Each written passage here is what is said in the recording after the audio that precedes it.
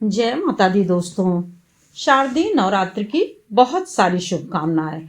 अब शारदीय नवरात्र का समापन नज़दीक है, तो देखिए कि अब अष्टमी नवमी तिथि में कन्या को खिलाना और फिर किस प्रकार से हम शुभ मुहूर्त में कन्या पूजन करें और किस प्रकार से अपने कलश का विसर्जन, जौ का विसर्जन, नारियल, लौंग, इलायची, सुपारी, इन सब का क्या करें। तो देखिए दोस्तों कि अष्टमी तिथि हमारी 21 अक्टूबर शनिवार 2023 की रात 9:54 पर लग जा रही है, जो कि 22 अक्टूबर को रात्रि 8 बजे समाप्त हो जाएगी। परंतु उदया तिथि के अनुसार 22 अक्टूबर रविवार को हुई अष्टमी तिथि का व्रत किया जाएगा। अष्टमी में कुछ लोग व्रत रहते हैं और अपने घर में कुल देवी की पूजा या फिर अष्टमी पर देवी माता की पूजा हवन करने के बाद ही वही प्रसाद ग्रहण करके व्रत का पारण भी कर लेते हैं और उसी दिन कन्या भी खिलाते हैं। और जिसके घरों में जिस तरह से होता है, किसी के यहाँ नौमी तक व्रत रह के नौमी को कन्या पूजन करके उसका प्रसाद खा करके व्रत का पारण कर लेते हैं और यह करना भी उचित होता है। ऐसा शास्त्रों और पुराणों में भी कहा गया है कि जिस दिन आप हवन पूजन कर लेते हैं उस दिन आप प्रसाद यदि ग्रहण करना चाहते हैं तो ग्रहण कर लें। हवन पूजन करने के बाद कन्या खिलाइए, कन्या खिलाने के बाद आप उस प्रसाद को ग्रहण कर सकते हैं। ऐसा कहा जाता है कि शुभ मुहूर्त में ही ये सब करने से बहुत ही फल की प्राप्ति होती है। अर्थात कन्या पूजन महाअष्टमी यानी अष्टमी के दिन, महाअष्टमी के दिन सुबह 6:30 से लेकर के 11:50 तक रहेगा। इसी के बीच हमें कन्या पूजन करना चाहिए और कन्या जब हमारे घर में आए तो उन्हें बहुत ही प्यार से, सम्मान से उनका स्वागत करना चाहिए। कन्याएं हमेशा 3, 5, 7, 9 की संख्या में होना चाहिए। वैसे तो 9 देवी के रूप में 9 संख्या बुलाना चाहिए, परंतु यदि ना उपलब्ध हो पाए तो आप इस तरह भी बुला सकते हैं। उनके साथ एक बटुक, भैरव अर्थात लंगूर भी रखना चाहिए। जब कन्याएं आए तो उन्हें साफ चादर यानी आसन दे करके उनको बिठाइए और सबसे पहले आते ही उनके पैर धोइए, कपड़े से उनके पैर को साफ करिए, फिर आसन दीजिए, उस पर बैठें।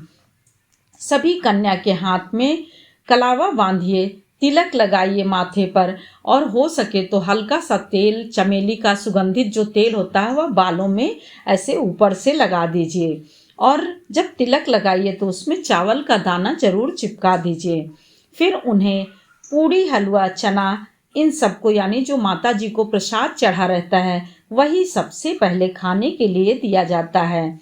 खीर, मालपुआ, आलू की सब्जी, यह सब जो है आप दे सकते हैं। बाद में छोला पूड़ी जो भी बनाइए, परंतु यह ध्यान रखिए कि ज़्यादा मिर्च मसाले ना हो, क्योंकि कन्याएं छोटी होती हैं और उन्हें बहुत मिर्च मसाला का कोई भी भोजन नहीं देना होता है।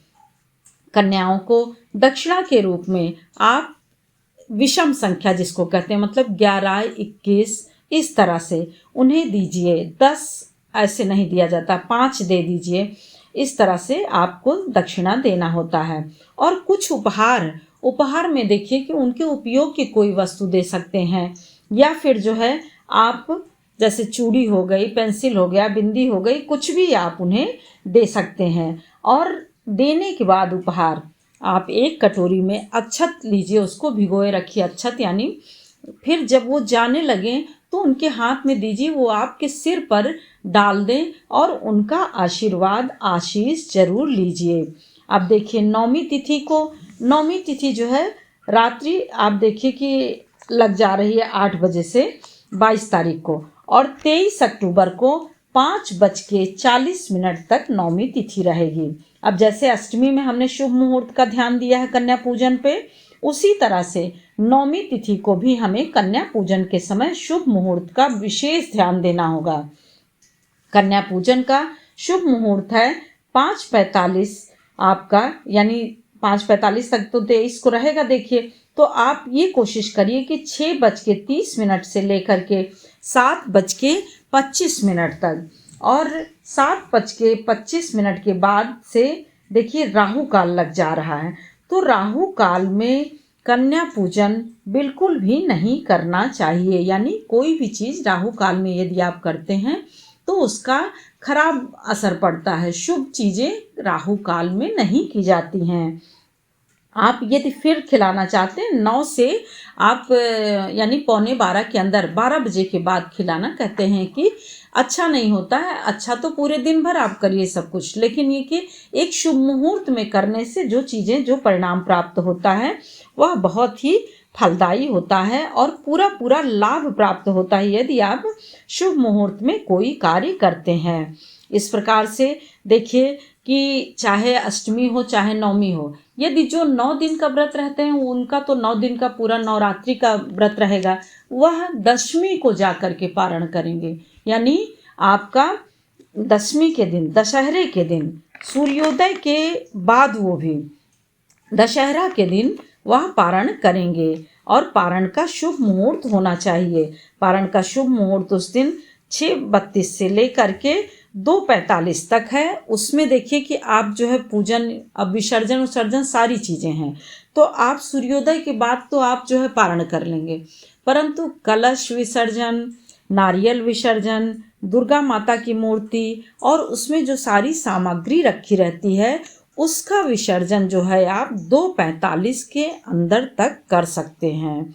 इस प्रकार से दोस्तों देखिए, आप नारियल हो गया, नारियल किसी किसी के यहाँ उसको तुरंत फोड़ करके प्रसाद के रूप में पूरे परिवार में भी वितरित कर लेते हैं, और जो कन्याएं आती हैं उनको भी प्रसाद के साथ दे देते हैं।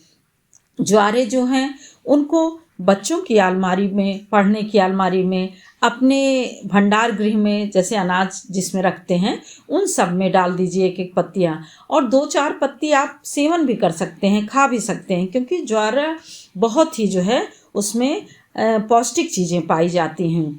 उसके बाद अब आप अपनी तिजोरी में रख दीजिए। तिजोरी में भी आप जो चुंदरी चढ़ाए हैं उस चुंदरी में लपेट करके वह आप ज्वारे और थोड़ा सा, जैसे कि उसमें जो कलश में डाले रहते हैं हल्दी, लौंग, इलायची और सुपारी, सिक्का, तो इसमें से आप लौंग इलायची निकाल करके आप अपने प्रयोग खाने पीने में कर लीजिए, और सिक्का और हल्दी उसी कपड़े में बांध करके तिजोरी में यदि रख देते हैं तो आपके घर में सुख, समृद्धि, शांति सदैव बनी रहती है। अब कलश में से जल आप पूरे घर में छिड़काव करिए, पूरे घर में, यानी पूरे घर में, चाहे वो रसोई घर हो या फिर आंगन हो, छत हो, कहीं भी, सिवाय जो है आपको बाथरूम में छोड़ करके सब जगह उस जल को छिड़कना होता है। जो बच जाए तो आप गमले में डाल दीजिए, और गमले में भी देखिए ऐसी जगह जैसे तुलसी माता को नहीं चढ़ा सकते क्योंकि वो चढ़ा हुआ जल रहता है, इसलिए अन्य पौधों में हम डाल सकते हैं। और जो भी चीज़ें आप देखिए दशमी के दिन जब विसर्जन करने का समय आए तो उनको पहले थोड़ा सा हम हिला के सरका देते हैं, उसके बाद फिर हम थोड़ी देर बाद एक एक चीज़ें उठाते हैं और उन्हें माथे से लगा करके क्षमा याचना अंत तक करते रहते हैं।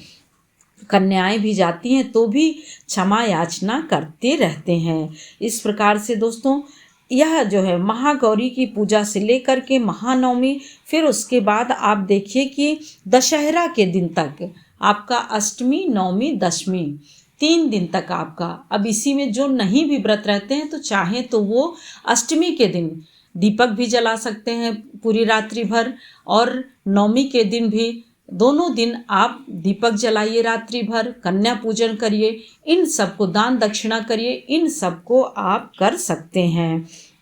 इस प्रकार से दोस्तों 24 अक्टूबर को विजयदशमी दशहरा के दिन दुर्गा विसर्जन और कलश का विसर्जन किया जाएगा। यानी सूर्योदय के बाद करिए और सूर्यास्त से पहले कर लेना चाहिए। अब दशहरे के दिन जो है सूर्योदय के बाद ही पारण करना होता है। अब इसमें देखिए कि किसी किसी के यहाँ होता क्या है कि दशहरा के दिन जैसे देखिए ना कि पूरा अपना उसी दिन सबको बुला भी लेते हैं भोजन के लिए, तो यह भी एक बहुत अच्छी चीज़ें हैं। आप अपने परिवार को भी बुला सकते हैं, सबको बुला करके थोड़ा सा खाना पीना कर देते हैं तो वह और उत्तम हो जाता है। उसके बाद आप पारण करते हैं तो बहुत ही यह मंगलकारी और शुभकारी होता है।